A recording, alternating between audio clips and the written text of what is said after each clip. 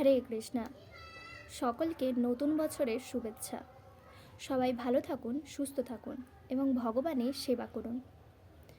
তো আমাদের প্রত্যেকের মধ্যে কিন্তু রাগ রয়েছে, কারো বেশি আবার কারো কম।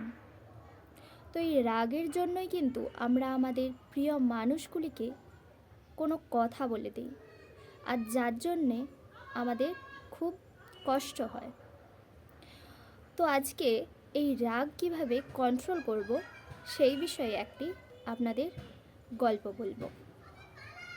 আর নতুন বছরে আমরা চেষ্টা করব কিভাবে এই রাগকে কন্ট্রোলে করা যায়।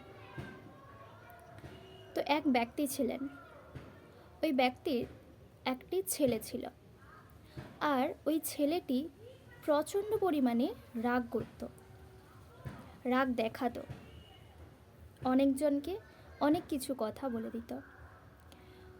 তো এই বাবা চেষ্টা করছে যে কিভাবে তার রাগ কমানো যায়, আর এই রাগ কমানোর জন্য কি করা যায়।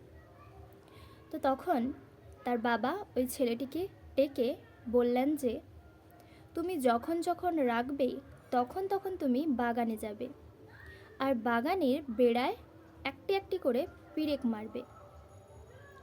তো বাবার আদেশ মানতে তো বাধ্য। তখন ছেলে বাগানে গেলেন এবং পিরেক মারতে শুরু করলেন। প্রথম দিন ছেলেটি 37টি পিরেক মারল, আর তখন ওই ছেলেটি বুঝতে পারল যে আমার প্রচণ্ড রাগ। আর ছেলেটি ভাবল যে খুব কষ্ট হয়েছে পেরেক মারতে, ওর থেকে আমি বরঞ্চ রাগটা কন্ট্রোল করে নিই, তাহলে আমাকে আর এত পেরেক মারতে হবে না। তো সে এখন রাগ কন্ট্রোল করছে। তো ধীরে ধীরে সে পিরেক মারা বন্ধ করে দিল। তখন বাবা বুঝতে পারলেন যে ছেলে এখন রাগ কন্ট্রোল করেছে। তো একদিন বাবা ছেলেটিকে ডেকে বলছে, ঠিক আছে, তুমি এখন বাগানে যাও আর একটি একটি করে পেরেক তুলে ফেলো। তো ছেলেটি এখন বাগানে গেল আর একটি একটি করে পেরেক তুলে ফেলল। তো বাবা সেখানে এসে ছেলেটিকে দেখাচ্ছে যে তুমি তো পেরেকগুলি সব তুলে ফেলেছো, কিন্তু এই পেরেকের দাগগুলি তুমি আর মুছতে পারবে না।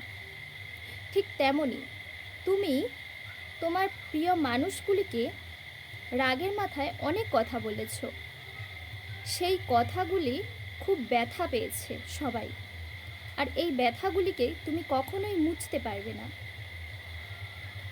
তো তার জন্য তুমি তোমার রাগটিকে কন্ট্রোল করো। ঠিক সেই রকমই আমাদের সাথেও প্রতিনিয়ত হয়ে চলছে। আমরা রাগের বশে অনেকজনকে অনেক কথাই বলে দিই, আর তার ফলে আমাদের প্রিয় মানুষগুলি কষ্ট পায়। তো আজকে এই নতুন বছরে আমরা প্রতিজ্ঞা করি যে আমরা আমাদের রাগকে কন্ট্রোল করার চেষ্টা করব। হরে কৃষ্ণ।